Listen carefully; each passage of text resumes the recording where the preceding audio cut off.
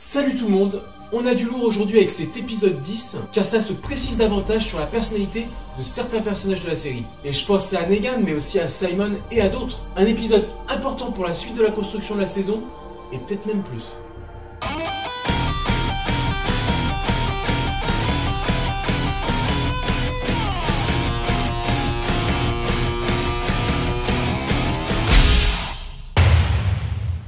Bon, déjà il y a ce petit effet de style avec le nom des personnages concernés qui apparaît tout au long de l'épisode avant la scène. Ça me rappelle un peu genre du Tarantino. Enfin vite fait parce qu'on ne touche pas à Tarantino. Mais à la limite ils auraient plutôt dû faire ça pour une scène vue par plusieurs points de vue différents. Un peu comme dans le film Angle d'attaque, vous voyez? Bon, en tout cas cet effet nous laisse un peu d'espoir qu'on va aller comprendre un peu mieux ce qui se passe à l'intérieur de leur tête. Alors je vous propose d'y retourner ensemble, c'est parti! Pour commencer, on rejoint Rick et Michonne endeuillés après l'enterrement de Carl. Michonne paraît plus démonstrative, elle est même prête à prendre des risques pour éteindre le feu du toit où Carl s'asseyait, pour conserver une partie de sa mémoire en quelque sorte. De son côté, Rick garde plus de retenue pour accuser le coup. Bien que choqué, il va commencer à s'interroger sur ce message de paix de Carl durant l'épisode. D'autant que parmi les enveloppes, Carl avait écrit un message pour Negan, un message espéré par les fans de cette relation qui s'était créée entre ces deux personnages. Elle ébranlera même le terrible Negan. C'est quand même appréciable que ce personnage apprenne dès cet épisode que Carl est mort. On a d'abord un petit rappel de ce que Negan pense de lui. That kid is built for this shit. Puis finalement, lorsque Rick lui apprend sa mort par talkie-walkie, on voit une belle réaction de sa part, mais on y reviendra. Malgré les idées de Carl dans sa tête, Rick n'est pas encore dans la miséricorde, loin de là. Il est jadis à son triste sort après avoir fabriqué un bouclier improvisé avec une portière de voiture pour sortir du dépotoir. Et malgré que Michonne le ramène ensuite à cette idée de sauver des vies, il paraît tout de même avoir un peu de remords pour jadis. Aussi, il interpelle Negan une énième fois pour lui dire qu'il lui fera la peau lorsqu'ils échangent au talkie-walkie à propos de Carl. Non, décidément, il ne semble pas prêt à ce stade de la saison à jouer les bons samaritains. Alors est-ce que ce déclic va finir par arriver? Est-ce qu'il va falloir attendre qu'éventuellement il mette le couteau sous la gorge de Negan pour commencer à hésiter? En même temps, il faut dire qu'il est un peu bloqué parce qu'il n'y a pas vraiment de retour possible dans cette guerre totale. Il doit aller jusqu'au bout. Dans cet épisode, on revient aussi brièvement sur Enid et Aaron, qui s'étaient fait capturer à Oceanside. Ouais, moi je dis parfois le clan des Amazones, ça marche aussi. Enid s'avère éloquente pour sauver sa peau et celle de son ami, si bien qu'elle réussit à négocier leur libération à la condition qu'ils s'en aillent tous deux sur le champ. Ouais, attends, c'est des vénères les Amazones. Elle essaie aussi de les gagner à leur cause dans la guerre contre Negan, mais le dialogue paraît stoïque et c'est courte. Après, reste à voir si Oceanside finira par les rejoindre dans leur combat, d'autant qu'ils pourraient être des alliés décisifs. Heureusement, Aaron a un plan, il va rester. Mais en même temps, il ne va pas retourner les voir. Non, mais apparemment, il va rester à côté d'un arbre et les regarder. Et puis, c'est tout. Bon, on espère quand même qu'il avait autre chose derrière la tête. Pour moi, le gros point fort de cet épisode, Simon sort enfin des sillons tracés par Negan, même s'il est encore un peu sur la réserve. En tout cas, on y croise face à face, avec une belle interprétation de Stephen Hogg face à un Jeffrey Dean Morgan comme d'hab, charismatique au possible. D'ailleurs, moi, Simon, il a toujours fait un peu penser à l'acteur de Dawn of the Dead, Michael Kelly. En plus, ils se ressemblent un peu avec leur moustache, mais la personnalité aussi. Probablement le genre de gueule qui colle parfaitement avec cet univers.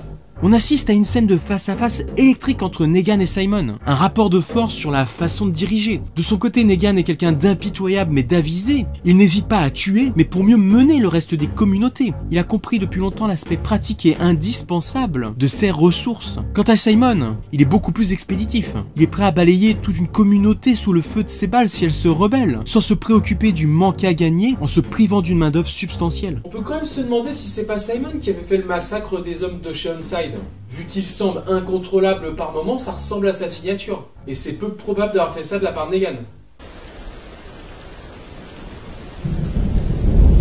En tout cas, si on rentre dans leur délire de saviors, il n'a pas complètement tort de vouloir supprimer certains groupes. Les événements présents lui donnent raison. Mais il fonctionne à court terme alors que Negan essaye de construire dans le long terme, en supposant que ça soit encore possible. En effet, Negan a beau être encore le chef et taper du poing sur la table pour faire taire Simon, il a tort, sa méthode ne fonctionne pas avec Rick et sa bande. Et ça, Simon l'a bien compris. Tout son univers est en train de s'écrouler autour de lui, mais il n'en mesure pas encore l'ampleur. Il s'interroge encore sur Gavin qui ne répond pas, alors que lui et son groupe ont été éliminés. Il veut rester clément avec ceux de la colline, alors qu'ils sont plus que jamais prêts à en découdre, et avec des otages par-dessus le marché. Il veut faire confiance à Jadis, alors que c'est une girouette tournant au gré de ses intérêts, sinon de ses humeurs. Mais Negan n'est pas du genre à apprécier recevoir des leçons. Tuer tout le monde, c'est la solution de simplicité. Pour lui, il sauve des gens et il va jusqu'au bout de sa logique. Ce qui est intéressant d'observer aussi dans cet épisode, c'est qu'à ce moment de la série où la situation lui échappe, on commence à voir un aspect moins désagréable de sa personnalité, plus gentil. Est-ce qu'on n'essaierait pas de nous créer de l'empathie pour ce personnage ?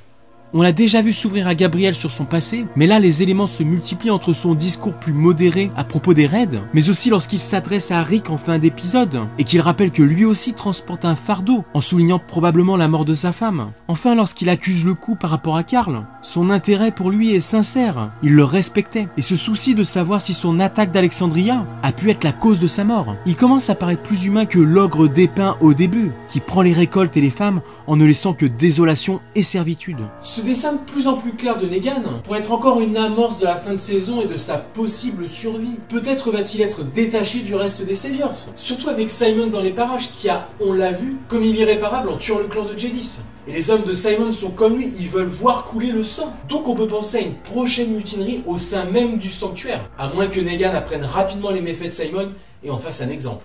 Sinon, Negan pourrait se faire finalement capturer par Rick. Ça pourrait même arriver avant la défaite éventuelle des Saviors.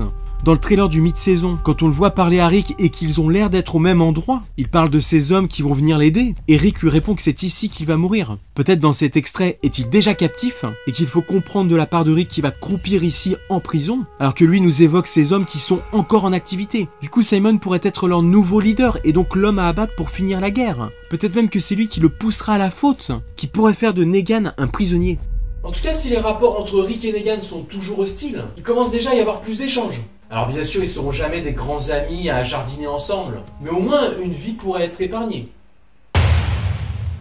On revient rapidement sur le massacre du clan de Jadis par Simon. Ici, pas vraiment de surprise par rapport au trailer qui nous orientait déjà vers cette direction, mais un moment assez sombre même si on n'aimait pas forcément cette communauté. Simon montre ouvertement qu'à partir de maintenant, il va faire selon son idée. Et ces hommes le suivent dans cette logique. Même s'ils ne connaissent pas forcément les directives de Negan, on peut supposer qu'ils sont de l'avis de Simon, et veulent se débarrasser définitivement de tous les opposants potentiels, à commencer par ceux du dépotoir où les envoie Negan. Ainsi, Jadis finit abandonnée, seule. On la voit sans sa tenue, sans ses protections, mais juste avec une sorte de nuisette de robe légère, accentuant son côté vulnérable. Elle arrive toutefois à trouver la force de tirer un trait sur son clan en éliminant les Walkers qu'ils sont devenus. En tout cas, si elle finit dans l'oubli, cela pourrait faire d'elle, et comme le veulent certaines théories du net, le personnage clé qui sera à la tête des chuchoteurs, le rôle d'Alpha pour ceux qui savent. Un rôle qui pourrait bien justifier sa transformation par ce massacre. Affaire à suivre. Les lettres de Carl aussi n'ont pas fini de faire parler d'elle, et j'espère que Negan pourra lire la sienne. On verra bien ce que nous révèle déjà le prochain épisode, le 11. D'ailleurs, je vous mettrai un lien du trailer de cet épisode en description pour ceux que ça intéresse. Et puis nous, on se retrouve très vite. À bientôt!